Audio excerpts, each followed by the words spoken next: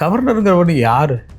ஒரு பார்வையாளர்னு வச்சுக்கங்களேன். தமிழ்நாட்டில் பார்வையாளர் வந்து கைத்தட்டலாம் இதுலேயே தீர்மானிக்க முடியாது. தேவைப்படும் பொழுது அதை எதுக்குறாங்க, பாதிக்கப்படுறவங்க எதுக்குறாங்க, மற்றவங்க எதுக்க மாட்டேங்கிறாங்க.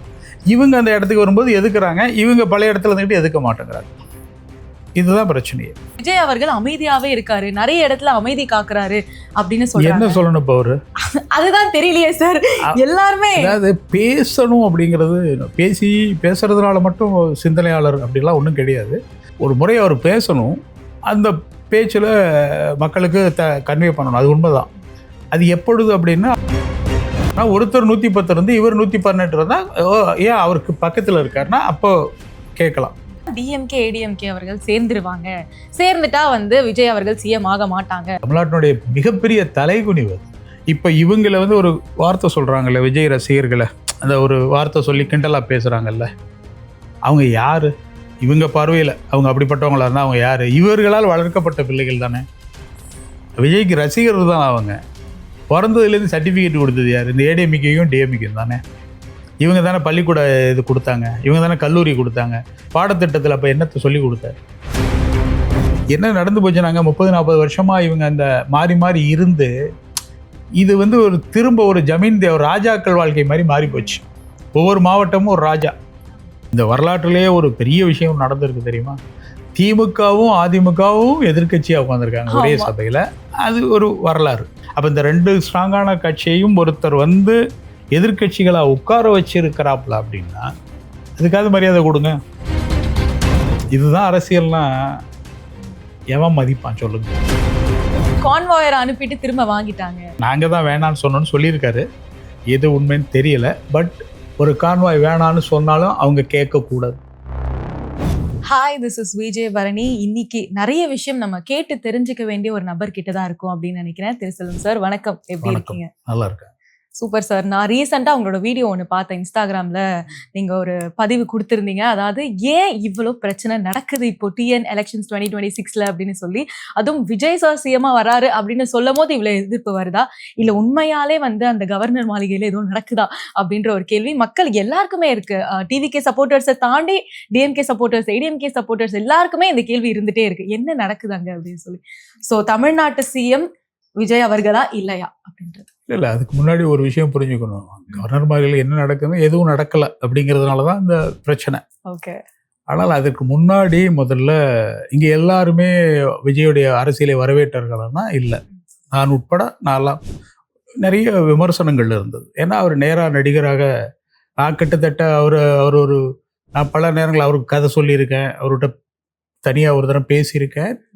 அந்த டைமில் இருந்து இன்று வரை அவரை வந்து ஈஸியாக ப்ரெடிக்ட் பண்ண முடியாத ஒரு நபர். ஆனால் அவருக்குள்ளே என்ன இருக்குன்னு தெரியாத பட்சத்தில் அவர் அரசியலுக்குள்ளே வராரும்போது பொதுவாக நம்மளுடைய மனநிலை எப்படி இருக்குன்னா, ஒரு மனிதன் தன்னை பற்றி முழுமையாக சொல்லலை அப்படின்னாலே அவர் வந்து அப்படியே இவர் இப்படின்னு சொல்லி ஒரு ஒரு ஒரு குற்றச்சாட்டோ அல்லது ஒரு விமர்சனமோ இருக்கும். அது தவிர்க்க முடியாது அரசியலில். இப்போ எல்லாருக்கும் விமர்சனம் இருந்தது. அவர் எலெக்ஷனுக்குள்ளே வரும்போது இவர் வந்து முதல்ல இந்த ரசிகர் கூட்டம் அப்படின்னு சொல்லி அது புறந்தள்ளப்பட்டது. அது மாதிரி சில நிகழ்வுகள் நடந்தது. ஆனால் மற்ற அரசியல் கட்சிகள் அது நடக்கலைன்னா நடக்குது.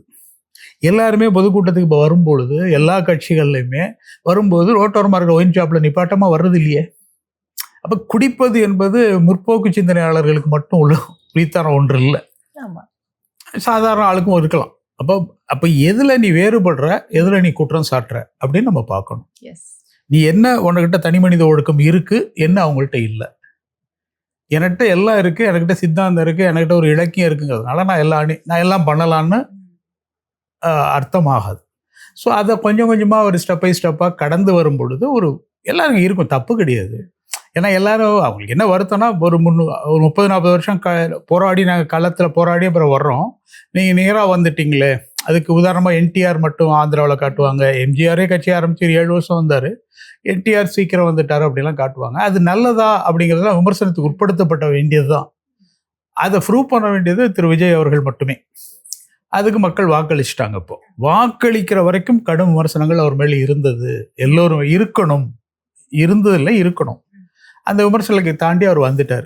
வந்த பிறகு தனிப்பெரும் கட்சியாக 108 என்பது வந்து ஒரு தனிப்பெரும்பான்மை. மற்றவர்கள்லாம் அதை விட கம்மி. அப்போது அதன்படி அவர் ஆட்சி அமைக்க அழைக்கப்படணுங்கிறது ஒரு நியாயம் இருக்குது. அதை தான் நான் சொல்லியிருந்தேன். 118லேருந்து 117 ஆனால் அவர் கூட மாட்டீங்களான்னு கேட்டேன். அதாவது ஒருத்தர் தனிப்பட்ட சீட்டு அதிகம், 108 சீட்டு வாங்கிட்டாரு, 109 சீட்டு வாங்கிட்டாரோ அது தனி, மற்றவங்களோட அதிகம். அதாவது சதவிகித அடிப்படையில் 35% மற்றவங்களோட அதிகம். அதே மாதிரி ஏறத்தாழ 2 கோடி ஓட்டு. இப்படி எல்லாமே இருக்கும்போது முதன்மையாக அவர் அழைக்கப்பட வேணும். அவர் ஃப்ளோரில் வந்து இந்த சபையில் வந்து அதை நிரூபிக்கிறதுக்கு ஒரு அவகாசம் கொடுப்பாங்க. அப்பொழுது நிரூபிக்காவிட்டால் நீங்கள் அவருடைய பதவி ஏற்க மறுக்கலாம். ஆனால் ஒரு கவர்னர் என்பவர் வந்து அவருக்கு அழைக்கிறது மட்டும்தான் அவர் வேலையை ஒழிய அழைக்க மாட்டேன்னு சொல்றதுக்கு அவருக்கு அதிகாரம் இல்லைங்கிறது வந்து நம்ம எல்லாரும் அரசியல் சாதனம் தெரிஞ்சவங்க சொல்றதை வச்சு நம்ம தெரிஞ்சுக்கிறோம். அதனால தான் இந்த குரல் தேவையா இருந்தது. இது நாளைக்கு வந்து ஒரு தமிழகத்தினுடைய நலனை பாதிக்கிற விஷயமா மாறக்கூடாதுங்கிறதுக்காக எல்லாருமே பேசுகிறோம். அதே மாதிரி விஜய் அவர்களுடைய விமர்சனங்களே கொஞ்சம் கொஞ்சமாக தகர்த்துக்கிட்டு வர்றாரு. அவர் வந்து உருவெடுத்திருக்கிறாரு. அதை மக்கள் தானே தீர்மானிக்கணும் திரும்ப. ஆமா, அதை தான் நான் சொன்னேன். விஜய் அவர்களுக்கு இந்த வாய்ப்பு ஏன் தவிர்க்கப்பட்டதுன்னா மக்கள் சேர்ந்து ஓட்டு போட்டாச்சு. நீங்க சொன்ன மாதிரி தனி கட்சியா நின்னே 108 சீட்ஸ் ஜெயிச்சிருக்கும் போது ஏன் கவர்னர் அதை பத்தி யோசிக்க மாட்டாரு அப்படின்ற ஒரு கேள்வி. கவர்னர் யோசிக்க கூடாதுங்கிறது தானே உங்களுக்கு சிந்தனையே. கவர்னருக்கு தெரியாமலாம் கிடையாது அவங்கெல்லாம். பட் கவர்னருங்கிறவர் யாரு? அவரும் ஒரு ஒரு ஒரு ஒரு ஜனாதிபதி அமைப்பிலேருந்து அனுப்பப்படுகிற ஒரு மத்திய அரசினுடைய ஒரு பார்வையாளர்னு வச்சுக்கங்களேன். தமிழ்நாட்டில் பார்வையாளர் வந்து கைத்தட்டலாம் இதிலே தீர்மானிக்க முடியாது.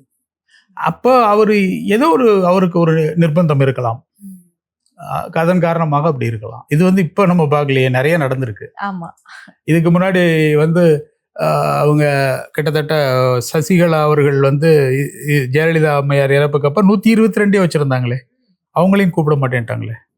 அவங்க ரைட் வர்றாங்க, அதெல்லாம் விட்டுருங்க. அவங்க 122 இருந்துச்சு. ஒரு முறை வந்து 70-80 கூட இல்லாதவங்கள கூப்பிட்டு கொடுத்தா இதெல்லாம் நடந்திருக்கு வட இந்தியா.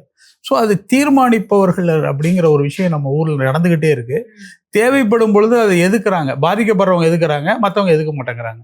இவங்க அந்த இடத்துக்கு வரும்போது எதுக்குறாங்க, இவங்க பழைய இடத்துல இருந்துக்கிட்டு எதுக்க மாட்டேங்கிறாங்க. இதுதான் பிரச்சனையே.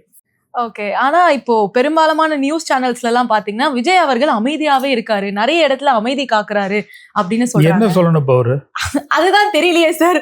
எல்லாருமே அதாவது பேசணும் அப்படிங்கிறது, பேசுறதுனால மட்டும் சிந்தனையாளர் அப்படிலாம் ஒன்றும் கிடையாது. அவர் சார்பாக மற்றவங்க பேசுறாங்கல்ல, இவ என்ன பேசுறது? அவங்க வந்து போயிட்டே இருக்காங்க, இவருடைய மாளிகைக்கு திரும்பி வர்றாங்க, அதை பற்றி பேசுறாங்க. ஒரு முறை அவர் பேசணும், அந்த பேச்சில் மக்களுக்கு கன்வே பண்ணணும். அது உண்மைதான். அது எப்பொழுது அப்படின்னா அவங்க தீர்மானிப்பாங்க. அது தீர்மானித்து வரும் பொழுது அப்போ அந்த உரையில் என்ன சொல்ல போகிறாரு அதுதான் சொல்லியாச்சே. நான் வந்து சிறந்த முறையில் ஆட்சி அமைப்பேன், நீங்கள் அதை வாய்ப்பை கொடுங்க, சரியில்லைன்னா திரும்ப மக்களே அதை எடுத்துக்கோங்க, அதுதானே. அது எந்த ஒரு இதுவும் இங்கே என்ன பிரச்சனை, நாங்கள் எல்லாருமே ஒரு கட்சி சார்பாக இருக்கிறாங்க. நான் இது வரைக்கும் வாக்களிச்சிருக்கேன், மாறி மாறி கூட வாக்களிச்சிருக்கோம். ஆனால் பெரும்பாலான அந்த கட்சி சார்பாகவே இருப்பாங்க. அவங்களுக்கு நோக்கம் வந்து அந்த மனநிலையிலே இருக்கிற ஒரு சூழல்.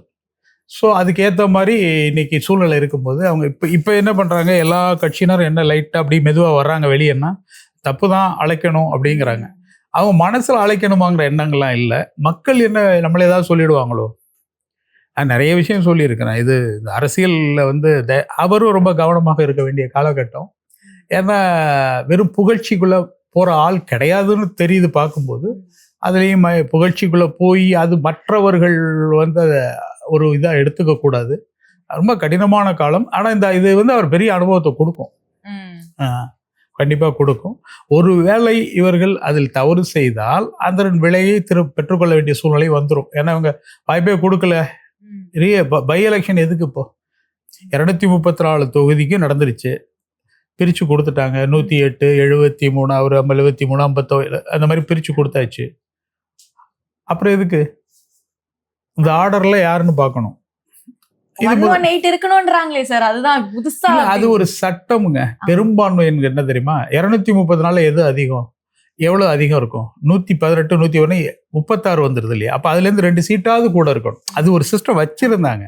ஆனால் அதுதான் இல்லை, அது கீழே இருக்கும். ஆனால் ப்ரூவ் பண்ண ஒரு டைம் கொடுப்பாங்க. அது வந்து ஜனநாயகத்தில் அவங்க வச்சிருக்க ஒரு மரபு. அது மரபுகளை மீறதில்லை, மாற்றலாம் சில விஷயங்களை. அப்படி மாற்றப்பட தான் நான் அப்படி கேட்டேன். இந்த மாதிரி வந்து ஒரு கண்டிப்பாக 117 இருந்தால் என்ன, 110 இருந்தால் என்ன, பின்னாடி எங்கே பண்ணக்கூடாதுன்னா ஒருத்தர் 110 இருந்து இவர் 118 இருந்தால் ஏன் அவருக்கு பக்கத்தில் இருக்காருன்னா அப்போ கேட்கலாம்.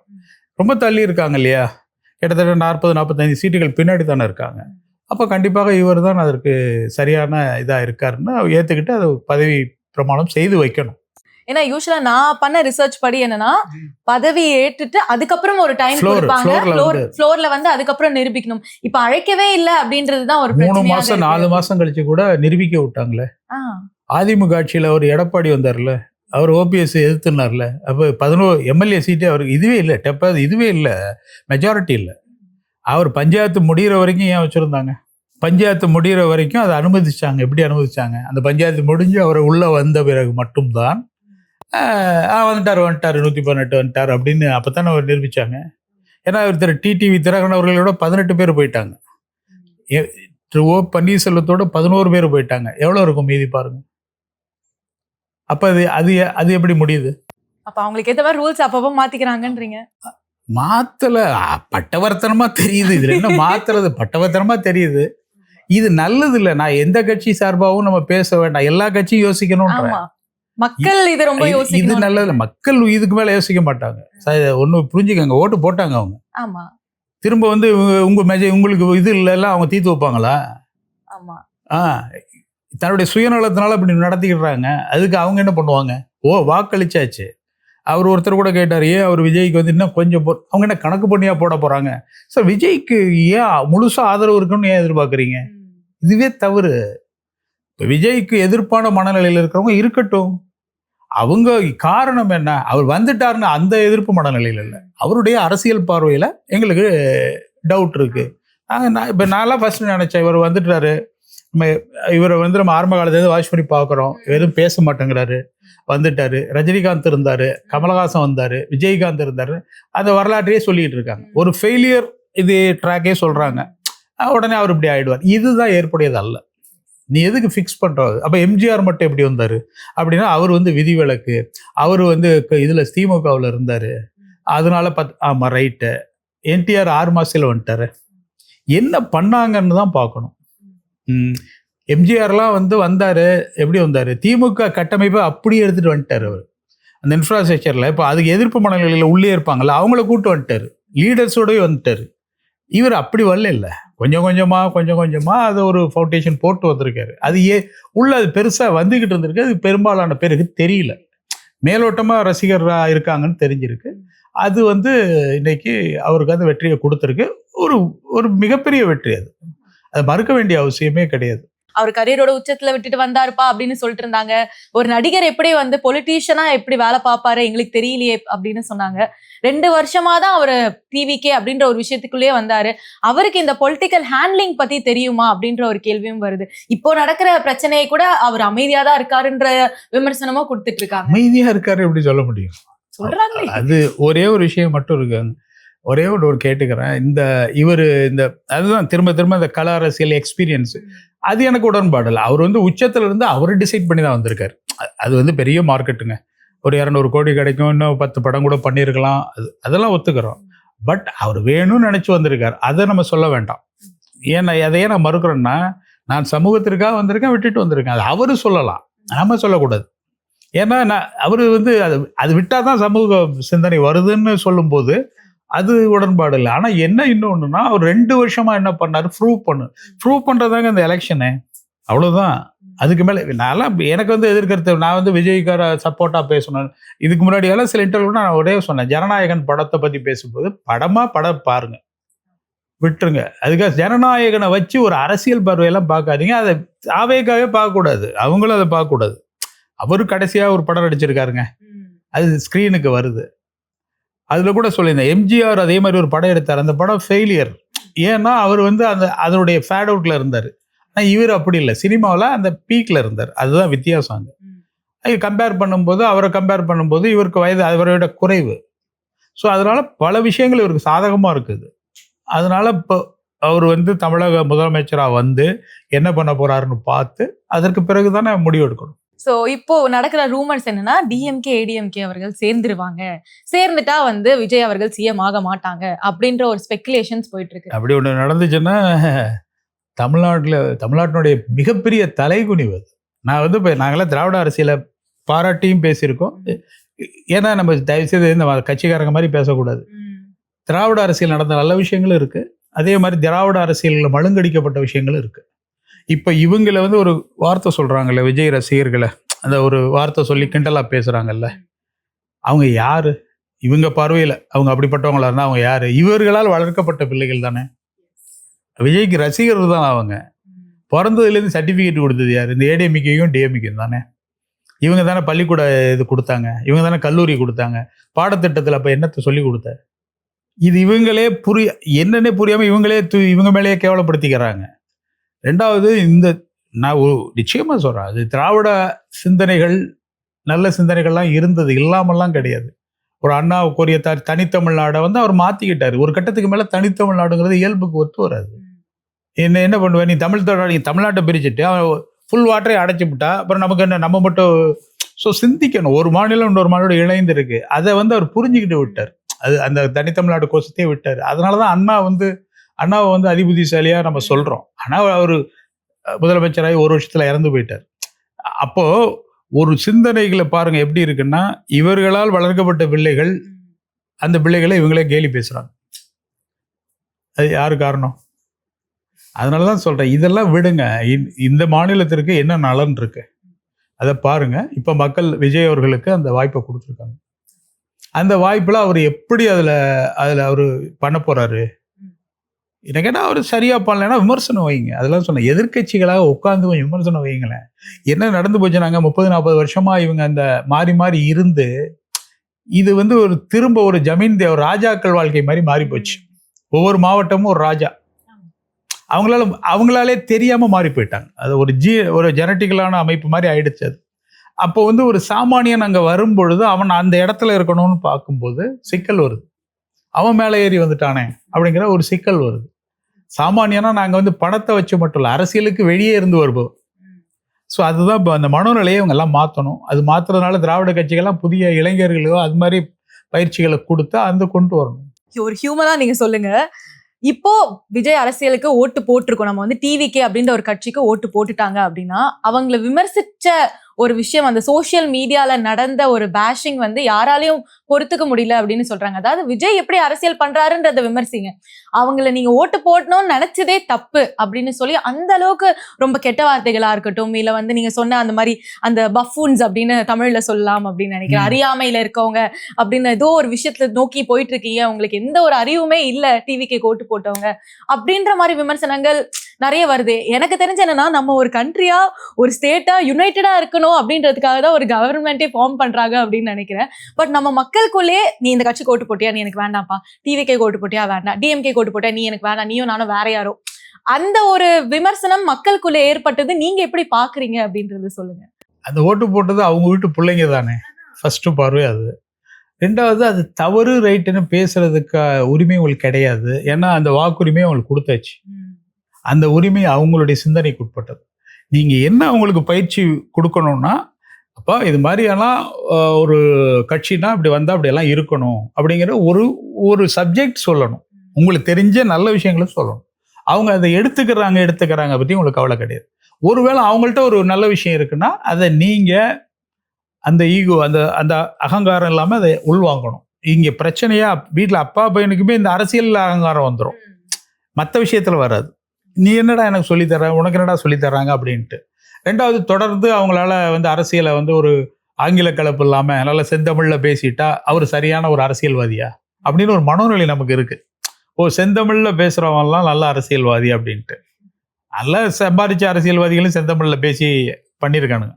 இப்போ அது எப்படி சரியாக வரும்? இவங்களுக்கு மொழி பயிற்சி இல்லைன்னா நீங்கள் கொடுங்க, நீங்கள் நம்ம தாய்மொழியை நல்லா பேசுங்க, அந்த பயிற்சி பற்ற கொடுங்க, எல்லாமே கொடுங்க. நான் முதல்ல ஒரு இன்டர்வியூவில் கேட்கும்போது அதான் சொன்னேன், தாவேகா பொறுத்தவரைக்கும் அரசியல் படுத்தப்படணும். எனக்கு டவுட்டாக இருக்குது, தெரியாதப்ப ஒரு விஷயம் மட்டும் தான் தோணுச்சு, இவங்கெல்லாம் ஒரு நல்ல கூட்டமாக இருக்காங்க, அவங்க நல்ல அரசியல் படுத்தப்படணும். அதற்கான நபர்களை அவர் வச்சிருக்காரான்னு அப்போ தெரியாது. அவர் அதற்கான நபர்கள் உண்மையிலே எல்லாருமே ஒரு டவுட் இருந்தது இல்லையா, ஒவ்வொருத்தர் மேலேயும் ஒரு டவுட் வைக்கப்பட்டது, அவர் சேர்த்த ஆட்கள் மேலேயும் டவுட் வைக்கப்பட்டது. இப்போவும் வந்து அவங்க சரியான நபர்கள் அப்படியா இல்லையாங்கிறது அவருக்கு தான் தெரியும் இல்லையா, நமக்கு தெரியாது. பட் ஒரு தலைவராக ஒரு சோலாவாக ஒரே ஒரு பேருக்காக மட்டும்தான் இவ்வளவு வாக்குகள் இப்போ வந்திருக்கு. காரணம் அவர் ஃப்ரெஷ்ஷாக இருக்கிறதுனால. 5 வருஷ பயிற்சிக்கு அப்புறம் பர்ஃபார்மன்ஸ் தான் பேசும். அந்த பர்ஃபார்மன்ஸுக்கான இதை அவங்க செய்யணும், அதுக்கு நம்ம வழிவிட்டு ஆதரவு கொடுக்கணும், அவ்வளோதான் விஷயம். ஒருத்தர் ஜெயிச்சிட்டாரு அப்படின்னு சொல்லிட்டு அதுக்கப்புறம் இல்லப்பா உங்ககிட்ட இருந்து கொஞ்ச நேரம் அந்த பதவியை பறிக்கப்படுறோம் அப்படின்ற ஒரு டேர்ம் வந்து விஜய் அவர்களும் சரி, ஓட்டு போட்ட மக்களுக்கும் சரி, இது பயங்கர ஒரு இழப்பா இல்ல இல்ல, இது மிகப்பெரிய புரட்சியா மாறிடும். மாறிச்சுன்னா திரும்ப எலெக்ஷன் வச்சாலும் அவர் தான் வரும், அதை விட அதிகமாக வரும். அது எவ்வளோ வருதுங்கிறத விட மிகப்பெரிய அதிகமாக வந்துடும். இப்போ இது தேவையா? அந்த பொருளாதார நிலை தேவையா? உங்களை 108 கீழே மேலே ஏதாவது இருந்து தேர்ந்தெடுக்கப்படலைன்னா சொல்லுங்க, கீழே தானே இருக்கு. அப்புறம் ஏன் நீ யார் இதை எதுக்குறான்னு தெரியலையே. கண்டிப்பா மற்ற கட்சிகள் எதுக்குறாங்க, மறைமுகமா எதுக்குறாங்க, அவ்வளவுதானே. வெளியே சொல்லலை, ஆனா மறைமுகமா எதுக்குறாங்க. விரும்பல, ஐயோ போய் அந்த சீட்ல உட்காந்துட போறாப்புலையேன்ற பயம் இருக்கு அவங்களுக்கு. ஏன்னா அந்த சேரை மாத்திட்டு புதுசாக அவரை பண்ணிக்க சொல்லுங்க. காலங்காலமா ஒரு சேர் இருக்கு இல்லையா, சேர்லையா இருக்கு, உட்கார்றவர்கிட்ட தானே இருக்கு.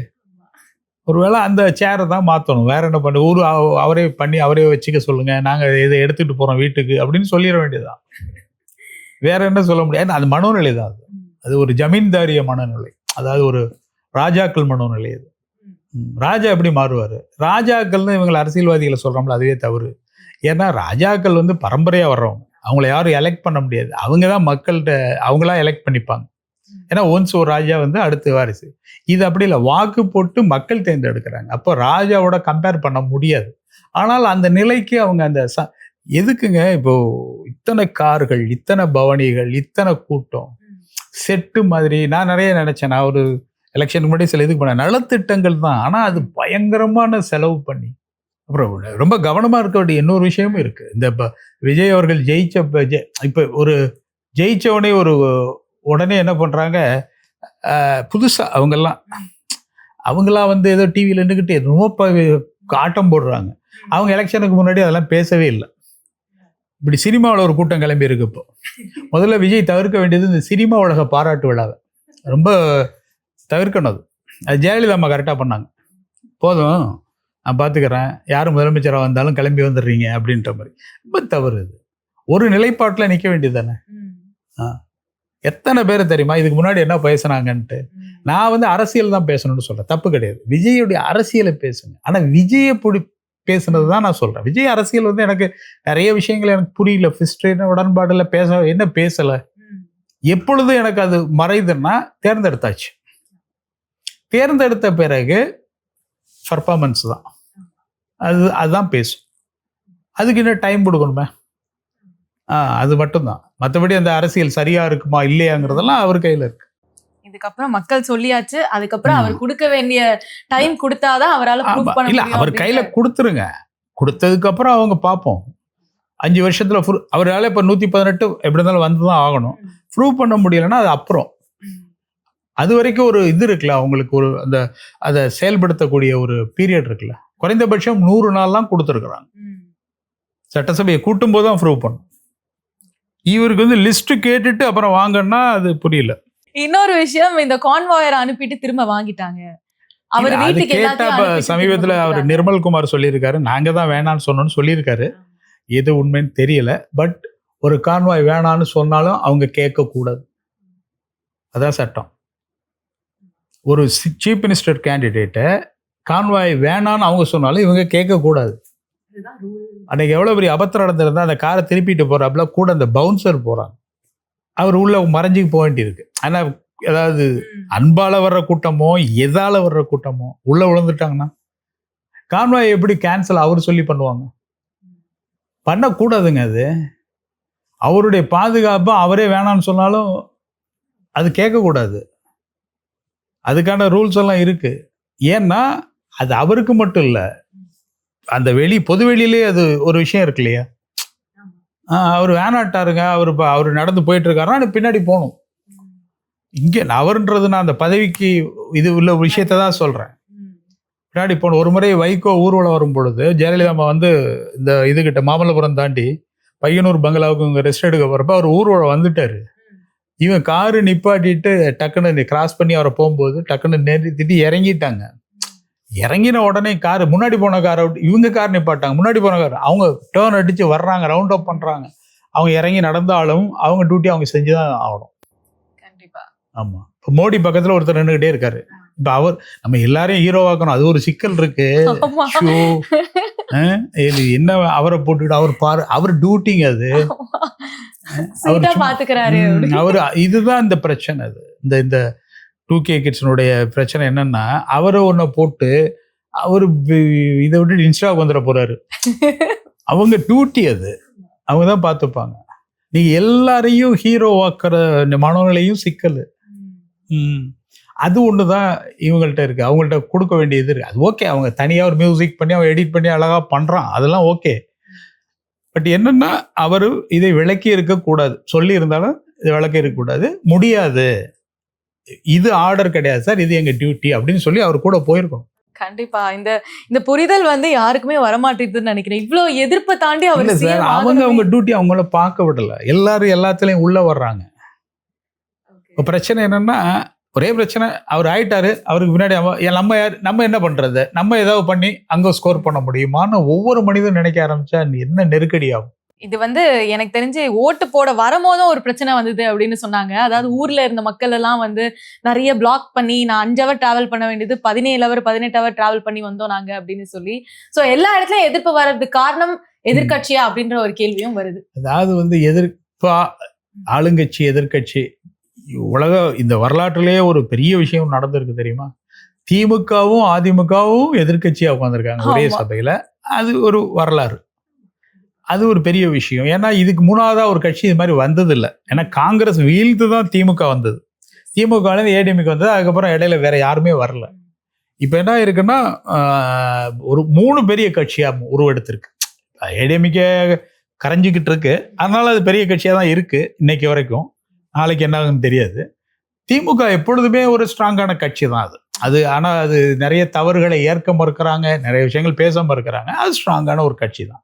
அப்போ இந்த 2 ஸ்ட்ராங்கான கட்சியையும் ஒருத்தர் எதிர்கட்சிகளை உட்கார வச்சிருக்கிறாப்புல அப்படின்னா அதுக்காவது மரியாதை கொடுங்க, அதுக்காவது நீங்க வாய்ப்பு கொடுங்க. இப்போ விஜய் அவர்கள் பத்தி நிறைய விஷயம் பேசிட்டோம். ஆனா இப்ப தமிழ்நாட்டு எலெக்ஷன்ல நம்ம வின் பண்ண வச்சிட்டோம் ஒரு கட்சியை.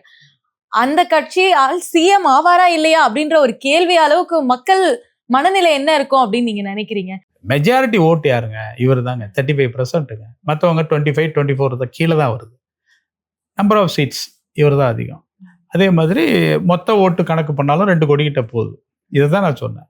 இது 3ஐ விட்டுட்டு 4வதா ஒன்று தேடுறீங்க பாருங்க, 118. அது ஜனநாயகத்துக்கு விரோதமானது, மிக விரோதமானது. இது 3மே இல்லைங்க, ஈக்குவலா இருக்காங்கன்னா தான் நீங்க அந்த சாய்ஸை எடுத்துக்கலாம். அந்த 118க்கு ஒரு டைம் கொடுங்க, ஒரு 100 நாள் கொடுங்க. 100 நாள்ல மற்ற ஏடிஎம்கெல்லாம் கரைஞ்சு போயிருமோட்டு பயம் இருக்கு. அதான் அந்த பயம்தான் இவங்களுக்கு. இவங்க எல்லாம் இப்போ கொண்டு போய் இப்போ கூவத்தூரை சொன்னாங்க, இப்போ மீண்டும் ஒரு ரிசார்ட், பாண்டிச்சேரி ரிசார்ட் ஒன்று போயிருக்கு போல இருக்கு. இதுதான் அரசியல்னா எவன் மதிப்பான் சொல்லுங்க? அதுதான் கேட்கிற மக்களோட மனநிலைமை. இதுதான் அரசியல். இதுலயே கொள்ளையடிச்சு, இதுலயே எல்லாம் பண்ணி, இதுலயே எல்லா கேவலங்களையும் பண்ணி வாய்ப்புகளை கொடுங்கன்றதான் விஷயமே. அதை கொடுத்துருக்குறாங்க ஓரளவு, இல்லைன்னு சொல்ல முடியாது. ஏன்னா தமிழ்நாடு முன்னேறி இருக்கு அப்படின்னு ஒரு லிஸ்ட்ல தான் இருக்கு. ஆனால் 60 வருஷமா முன்னேறதுன்னா ரொம்ப அபத்தமா தானே இருக்கு. 60 வருஷமா இவ்வளவு தானே முன்னேற்றம். எனக்கு ரொம்ப போராட்டமா இப்போ நான் அகமதாபாத்லாம் போறோம், அங்கே ஒரு விஷயமா போகும்போது நம்மளை குஜராத் தொழில்துறைன்னு வச்சுக்கோங்க, அவங்க நம்மளை விட கல்ச்சர் கிடையாது அதுன்னு நம்ம பில்டப் கொடுக்குறோம். அவங்க ஒரு இடத்துலையும் சினிமா போஸ்டரோ அரசியல் போஸ்டரோ பார்க்க முடியல. காந்தி நகருக்கு போனோம்னா அங்கே காந்தி நகர் தான் அங்கே அட்மினிஸ்ட்ரேஷன் சிட்டி, அங்கே தான் அலுவலகமே இருக்கும். அங்கே போனீங்கன்னா ஒரு அரசியல்வாதி முதல்வர் ஃபோட்டோலாம் கிடையாது. மோடி ஃபோட்டோவே இப்போ எப்படி இருக்குன்னா சின்னதாக ஒரு இது இருக்கும். அதில் யார் இப்போ இங்கே பாலம், அருமையான பாலம் கட்டுறாங்க, அதில் பெயிண்ட்டு, தெருவா பெயிண்ட்டு, தெருவா போஸ்ட். இங்கே விளம்பர அரசியல், எல்லாரும் விளம்பர அரசியல், எல்லா கட்சியும் அதில் ஒற்றுமை. இதை ரொம்ப நாளாக நான் சொல்கிறேன், வரல பார்க்க வேண்டாம். இது கீழே எழுதி போடுறான், மெட்ரோ லைனில் ஒட்டக்கூடாது, சட்டப்படி தட்டணும், அது மேலே ஒட்டிட்டு போகிறான். விளம்பர மோகம் தலை விரிச்சு ஆடுது. ஒரு ஒழுங்குமுறையை கடைபிடிக்காத இடத்துல நீ சமூக நீதியை பற்றி பேசி என்ன ஆக போகுது? நீயே கடைபிடிக்கல, ஆனால் நீ சமூக நீதியை பற்றி பேசி என்ன ஆகும்? அப்போ சமூக நீதிங்கிறத நீ சும்மா ஒரு சப்ஜெக்டாக யூஸ் பண்ணிட்டு இருக்க. அதனால தான் இது எல்லாம் பார்த்து மெதுவாக நிறைய பேருக்கு வெறுப்பும் இருக்குது. இது எல்லாமே இருக்குது. எனக்கு சமூக நீதினா என்னங்க அப்படின்னு ஒரு சப்ஜெக்ட் எடுத்து நீ என்ன டீச் பண்ணியிருக்க? கார்ல் மார்க்ஸ், லெனின் நீ வார்த்தைகளை சொல்லிகிட்டே போனால் அவங்க சொன்னதெல்லாம் ஒன்றே ஒன்று தான், எல்லாருக்கும் எல்லாம் பொது, அவ்வளோதானே, ஒரு வார்த்தை தானே. இது ரொம்ப சிம்பிளாக சொல்லி கொடுக்கலாம்ல. எல்லாம் வார்த்தை சித்தர்கள் தான். இங்கே வார்த்தைகளை போட்டு விளையாண்டு மேடையில் 1 மணி நேரம் பேசி அவனை வந்து மண்டையை கழுவி அனுப்பி விட்டுறது. விஜய் பேசலைங்கிறதும் ஒரு சின்ன சிக்கல் இருந்ததாக உணரப்பட்டது. அவர் ஏன் பேச மாட்டேங்கிறாரு? சப்ஜெக்ட் அவர் எளிய முறையில் தான் பேச போகிறாப்புல, ஏன் ஒரே மாதிரி பேசுகிறாரு எல்லா இடத்துலையும் அப்படின்னா, இந்த மனோநிலையில தான் இவங்கள்ட்ட இந்த உரையாடல் தான் அவருக்கு கனெக்ட் ஆகுது. இந்த இளைஞர்கள்ட்ட இந்த கனெக்ட், அந்த இளைஞர்கள் கரெக்டாக இருக்காங்களா இல்லையா அப்படின்னு நம்ம ஏன் முன்கூட்டி ஒரு முடிவுக்கு வரணும்? அதுக்கு தான் வாய்ப்பு கொடுங்கன்றது. கண்டிப்பா. இப்போ வந்து எலெக்ஷன்ஸ் அப்படின்னு பார்க்கும்போது பெரும்பாலான மக்கள் விஜய்க்கு சப்போர்ட் பண்ணியிருக்காங்க அப்படின்னு தெரிய வந்துருச்சு. ஆனா இந்த விமர்சனத்தை தாண்டி மக்கள் வந்து கொஞ்சம் பயப்பட ஆரம்பிக்கிறாங்க. ஐயோ, அவர் சிஎம் ஆகிறதுக்கு முன்னாடி இவ்வளவு பிரச்சனை பண்றாங்களே, நம்மள ஒழுங்கா பார்த்துப்பாங்களா, எல்லாரும் யாரு கையில போகுது அப்படின்ற ஒரு பயம் இப்போ வரைக்கும் மக்கள் கிட்ட இருக்கு அப்படின்னு நினைக்கிறேன். அதுக்கு உங்களோட பதில் என்னவாக இருக்கு? இப்போ ஒருத்தர் இப்போ சிஎம் ஆகலை, யாருமே ஆகலை, எல்லாரும் வீட்டில் இருக்கோம். பழைய முதலமைச்சருக்கு அந்த பவர்லாம் அவரும் விலகிட்டார். இப்போ முதலமைச்சரும் கிடையாது, இவரும் இன்னும் பதவி இருக்கல. இயக்கம் இயங்கிட்டு தானே இருக்கும். அது எதனால? அதிகார வர்க்கம்னு சொல்ற அட்மினிஸ்ட்ரேஷன் ஆஃபீஸர்னால. இந்த ஆஃபீஸரே அப்படி நடத்திட்டு போயிட்டா என்ன ஆகும் அப்படின்னு நீங்கள் நினச்சிங்கன்னா, புதிய சிந்தனைகள் வராது, ஏதோ ஓடும், அவ்வளோதான். இதுக்கு மேலே யார் இருக்கா? ஆளுநர் சொன்னால் அவருக்கு மேலே யார் இருக்கா? அப்போ அவ்வளவுதான். நீங்கள் யோசிச்சு பார்த்தீங்கன்னா, என்னை நாளைக்கு என்னுடைய நிலங்கள்லேருந்து ஆரம்பித்து என்னுடைய எல்லா விஷயத்துலையும் தலையீடுகள் வேற மாதிரி வரும்போது, அப்பொழுது நாம் வந்து என்ன பண்ணுவோம்? இப்போ எனக்கு வந்து மும்மொழி கொள்கையை பற்றி பேசுகிறாங்க. அது எனக்கு ஒருத்தர் இங்கே யாராவது சொன்னாங்களா ஹிந்தி கற்றுக்கக்கூடாது? இன்னொன்று, இந்த நார்த் இந்தியன் மீடியாலலாம் ஒரு மண்ணும் தெரியாமல் இது வந்து 90% வந்து இது 80% மக்கள் இந்து மக்கள் வந்து கடுமையான பக்தியாக இருக்கிறாங்க. யார் அது பிரச்சனை இல்லை. ஆனால் ஓட்டு போடும்போது எனக்கு யார் என்ன வேணுங்கிறத எலெக்ட் பண்ணுறாங்க. நீ என்ன சொல்கிறத? நீங்கள் வந்து என்ன சொல்கிறனா, அந்த பக்தியோட அப்படின்னா இங்கே வந்து அவன் வந்து நிர்வாகத்தில் அதை மிக்ஸ் பண்ணல நம்ம மக்கள். அது ரொம்ப புத்திசாலித்தனமான ஒன்று. ஆனால் நம்ம மக்கள்கிட்ட இருக்கக்கூடிய இன்னொரு விஷயம், கட்சி சார்பாக உட்காந்துட்டா அதையே அப்படியே இருக்கிறாங்க. அந்த ஓட் பேங்க் அப்படியே இருக்குது. அது என்னன்னு கேட்டிங்கன்னா, சின்ன வயசுலேருந்து வந்தால் அந்த வயதை ஒத்தவர்கள். இதில் மாற்றங்கள் கொண்டு வரணும்னா நிறைய உரையாடல்கள் வரணும். அதெல்லாம் தாண்டி எல்லா கட்சியும் ஒருங்கிணைத்த ஒரு அமைப்பை வச்சு என்னென்ன பிரச்சனைக்கு, நம்ம பொது பிரச்சனைக்கு நம்ம எல்லாம் சேர்ந்து குரல் கொடுப்போம், மற்ற நமக்குள்ள அரசியல் சண்டை தொடரட்டும் அப்படின்னு இருக்கிறது தானே முறை. அப்போ தான் மாநிலம் காக்கப்படும். இப்போ இந்த மேட்டருக்கு தான் இப்போ ஒருத்தர் அறிக்கை கொடுக்குறாங்க, எல்லா கட்சியும் அறிக்கை கொடுக்குறாங்க. இப்போ ஒருத்தராக வந்துட்டாங்க, அது வந்து உள்ளே வந்து அவங்களுக்கு பிடிக்கலையோ அந்த அறிக்கை நியாயமானதாக தான் இருக்கணும். ஏன்னா அவங்களுக்கு நாளைக்கு அது நடக்கும். அப்போ இப்போதைக்கு வந்து இது ஒரு வகையில் நல்லதுன்னு நான் நினைக்கிறேன். கொஞ்சம் தள்ளி போகும், ஆனால் நல்லது தான். அது ஒரு புதிய ஒரு பாடத்தை கற்றுக் கொடுக்கும். ரெண்டாவது, அவர் எதிர்பார்த்து வந்த அரசியலோட இது இன்னும் பயங்கரமாக கூட இருக்குது அப்படிங்கிறத அவரை இன்னும் பதப்படுத்தும், ஒரு பக்குவப்படுத்தும், இன்னும் நல்ல விஷயங்களை கொண்டு வரலாம்ல. இப்போ மக்கள் பயப்படுறதுக்கு ஒன்றும் இல்லை, ஆனால் நாளைக்கு நடக்க போகிற அந்த ஷோ இருக்குல்ல, அதை கவனமாக நம்ம கண்காணிக்கணும், என்னதான் நடக்குங்கிறத கண்காணிக்கணும். Okay, thank you so much. It was amazing talking to you. இன்னும் நிறைய கேள்விகள் இருக்கு அப்படின்னு நினைக்கிறேன். ஒன்று நம்ம பேசலாம் அடுத்தடுத்த வீடியோவில். கண்டிப்பாக. Thank you sir. Thank you very much. Thank you.